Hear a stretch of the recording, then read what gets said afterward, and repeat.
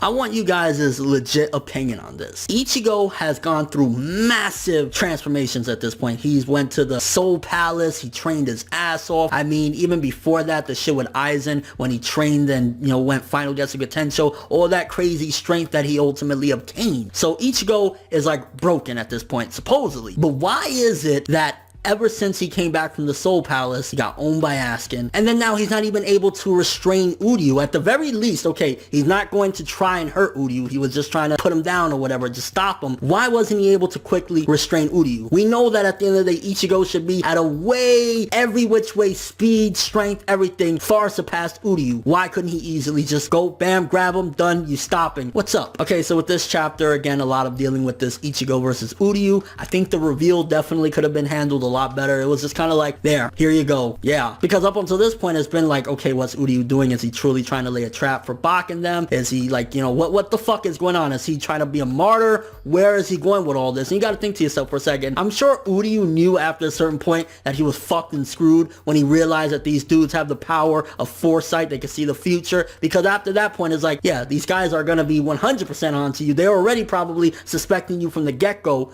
but now, like, come on. So once he even found out about that power, I'm curious why he didn't just try to dip out, because they're gonna know what you're trying to do, bro. They can see the future. They're immediately gonna look at, okay, what is this motherfucker gonna do? And they're gonna see all that. Like, I'm sure Bak seen all that to begin with, so it also makes me question, if they knew all of this, why didn't they try and stop him, kill him, just put him in captivity? Why didn't they do anything to prevent his betrayal? Also, it makes you wonder with the setup of the Sun Gate teleporters, that they could teleport people to different places, and basically they were setting up to go eventually and invade the real world. Are we going to eventually have some battles in the real world? Are we going to eventually go back to that? Again, we know that basically, seemingly, Ichigo can't go back there because he's so fucking strong, even though he can't restrain Uryu, which still boggles me. But if they were planning to go there, then Bak definitely wants to take over everywhere. So we might see one of those type of scenes again, like at the end of the Aizen stuff, when Aizen went through the real world and motherfuckers was falling left and right. And another realization I came to after reading this chapter is, in a sense, in a weird sense, unbeknownst to even him, this was to a certain degree a rescue Uryu arc, to a certain degree. Now, obviously, we've had a couple rescue arcs in the past. The Rukia one with Soul Society, one of the best arcs of the entire series, probably the best. No, in fact, that is the best arc in all of Bleach. Then pretty much all of the Aizen shit was to rescue Orihime. And with this whole Uryu thing, you gotta think for a second, okay, Uryu thought that he was, tricking these motherfuckers, but all along, they were playing him as a pawn. They were like playing the motherfucker like a puppet. So you gotta think for a second. He didn't even realize that he stood no chance of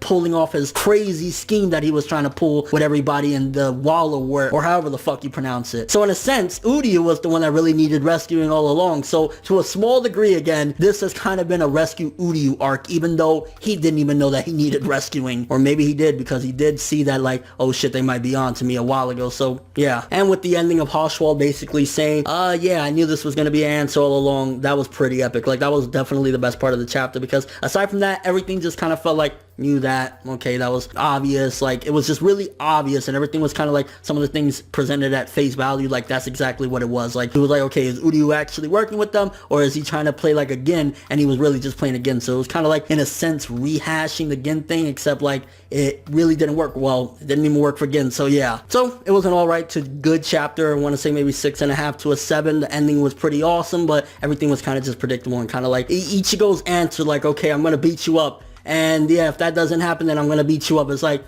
yeah, Ichigo, okay, you're gonna fight, we get it. But let me know what you guys think. Big question again. Why isn't Ichigo, if he's just this monster of strength, power, speed, reishi, everything, why wasn't he able to simply restrain Uryu? He wasn't trying to kill him, and to restrain somebody, you ain't really trying to kill them. Why couldn't he do that with ease? Why did it seem as though Uryu was like, popping them shots, and Ichigo had to dodge, and he almost fell down yet again, which I was like, oh my god, if that separates them again, I'm gonna be pissed. And your overall thoughts of the chapter, Ichigo and Uryu seemingly versus Haschwalth, do you think it's gonna go down, or was that an illusion all along? Who knows? Maybe all that was an illusion, and right now it's just Uryu about to fight Haschwalth by himself. That would be pretty crazy. Your overall thoughts of the chapter, again, 6.5 to a 7, I'd say. It was like fine to good, but it could have been drummed up, and the reveal definitely could have been handled a little bit better. But thanks for watching. If you enjoyed anything about this video, make sure to drop me a like. I'd greatly appreciate it. And if you want more from me, make sure to subscribe. Check me out on Twitter, Facebook, and Instagram if you want a little bit more after the videos end. I'm ForneverWorld, and as always, people, have an awesome day.